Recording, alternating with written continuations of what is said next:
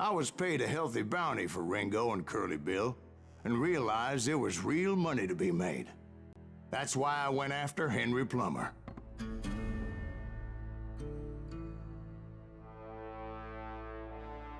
Now, wasn't he the sheriff who augmented his income by shaking down miners and robbing gold shipments? That's the one. Oh yeah, I remember him. He ran that gang of thieving outlaws called the Innocents. So it's true that you went toe-to-toe with him?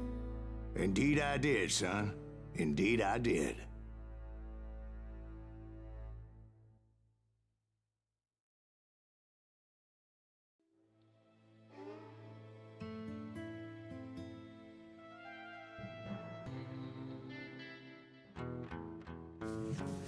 I knew I needed resources if I was going to track down Roscoe Bob Bryant, and hunting Plummer looked like a good way to get rich quick.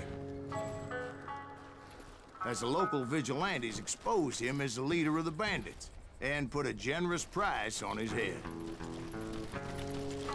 Plummer rallied his gang to plunder one last gold mine before making their escape, and that's where I thought I'd find him.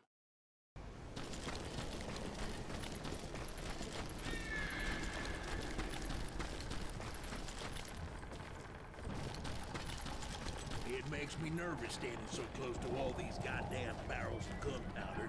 Why would you be nervous? No one has the cojones to come after us.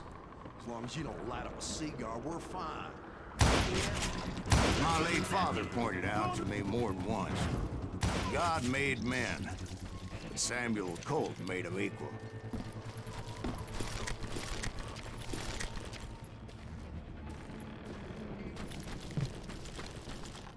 I knew that dynamite wasn't mine, so I decided the polite thing would be to return it.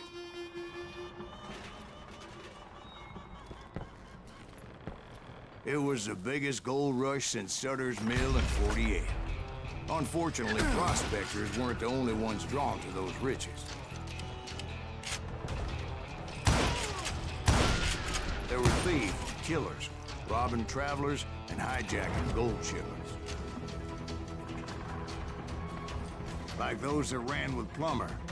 Some were just regular folks I knew from town, drawn by greed and easy pickings. Charlie Crow, the blacksmith. James, who worked in the stable. Sam and Jeremiah Barber, the butcher's sons. Ordinary citizens who lived a double life. Stealing and thieving and murdering their neighbors. Of course, the rest were veterans of the Civil War. Stone-cold killers trained on the bloody fields of Shiloh and Antietam. Plummer had a lot of men on his payroll. A hell of a lot. That son of a bitch pretended to protect the public with one hand while stealing them blind with the other. He set up a defensive perimeter which I had no idea how to breach. Dangerous, desperate individual. I was outnumbered and in way over my head, but I was too damn stubborn and stupid to realize it. They must have thought I was tough, or had some kind of death waiting, seeing as there were barrels of gunpowder everywhere. I thought I was some kind of hero.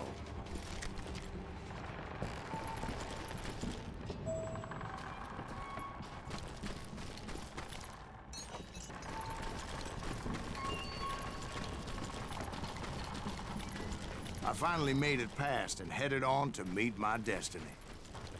But first, I had something I needed to figure out.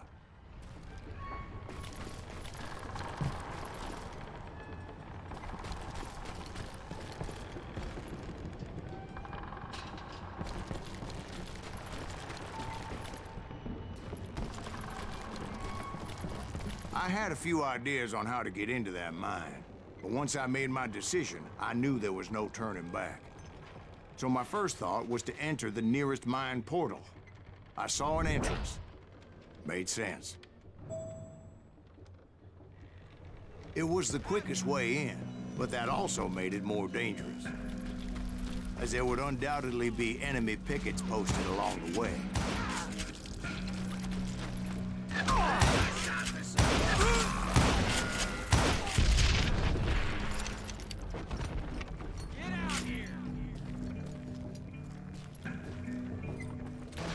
Besides, once you enter a mine like that, it's easy to get all turned around. And that confusing maze of corridors wouldn't even be the worst of it. Some of those shafts could be as deep as hell.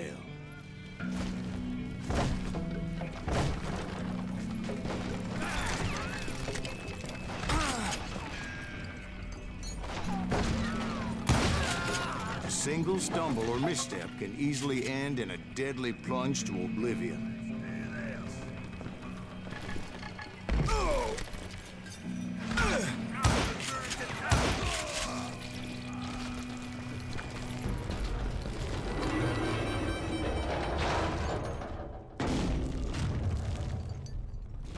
I would just need to be careful not to blow myself to Kingdom Come.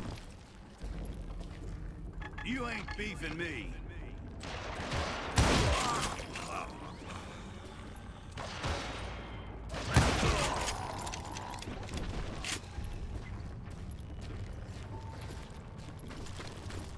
One wrong bullet could have turned that mine into a dad-blasted tube.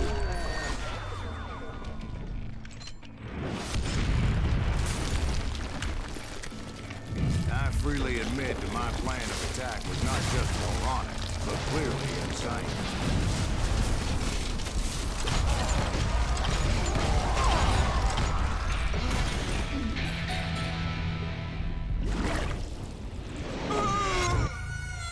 It's a good thing that I abandoned that ridiculous plan before I even tried it.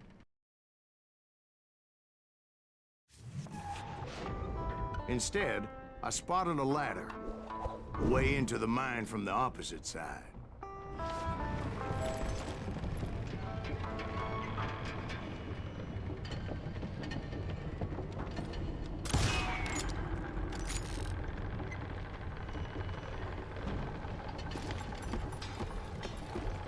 It was a long way around, but that approach seemed more sensible at the time. Of course, being I had a problem with heights, that scaffolding scared the bejesus out of me. Climbing down that ladder required some caution, because even though I had a younger man's reflexes, no man can dodge a damn bullet while climbing down a rickety ladder. I needed to make a leap of faith, which ain't easy when you're suspended between heaven and hell. I was determined not to give up, however.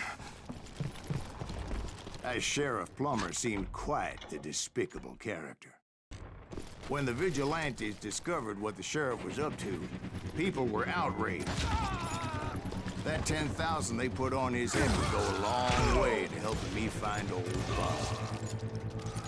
And I had made it my mission to settle that score in hell or high water.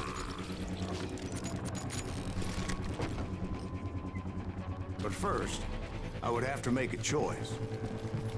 Take the elevator or climb the ladder.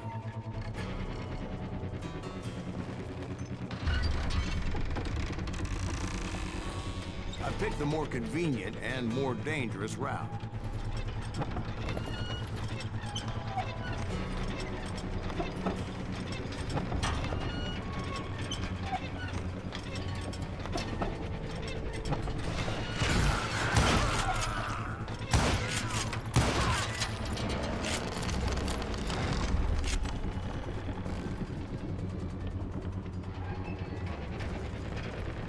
Plummer was a mad dog killer, and the people of Nevada City deserved it.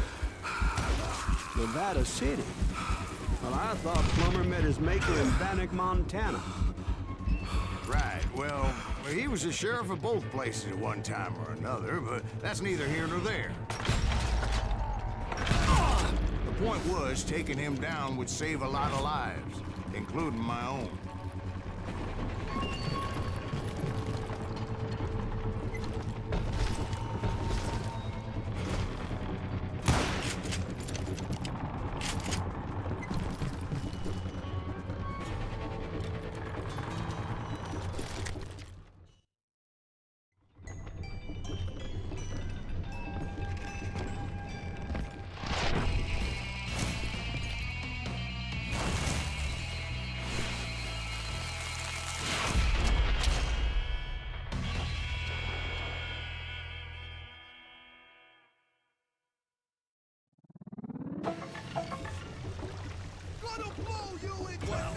This day is just getting worse and worse for you. Henry Plummer was clearly unhinged, and I could see right away that this was gonna take some doing. I can shoot cool! Lucky shot!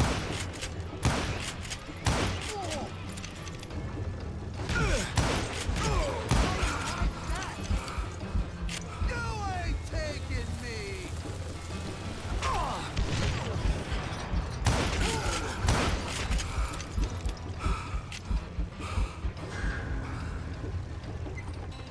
You can shoot! Can you aim?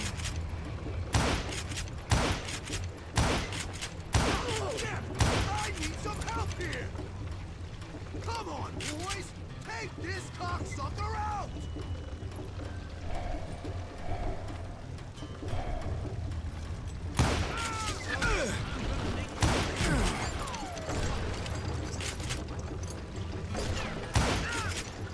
You just ignore me!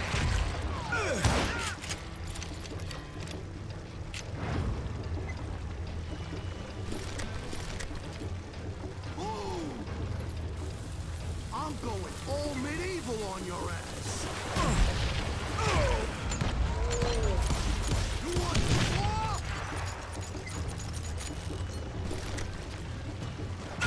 No blood money for you today. We're gonna need a dustpan to pick you up.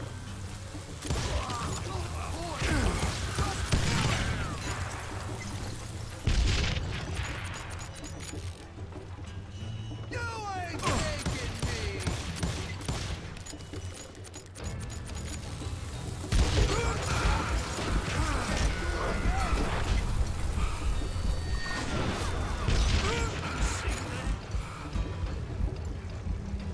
You can shoot, but can you aim?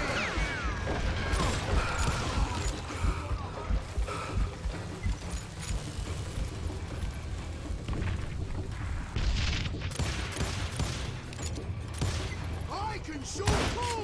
They're gonna bury you in a million pieces! Why not just give up and... You see that? No blood money for you today! I'm gonna bury you in a million pieces!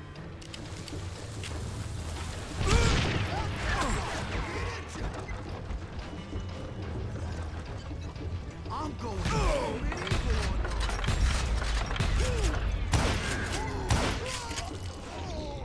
So that's how Henry Plummer died. Him and his crew were worth their weight in gold. And now, I was officially a bounty hunter.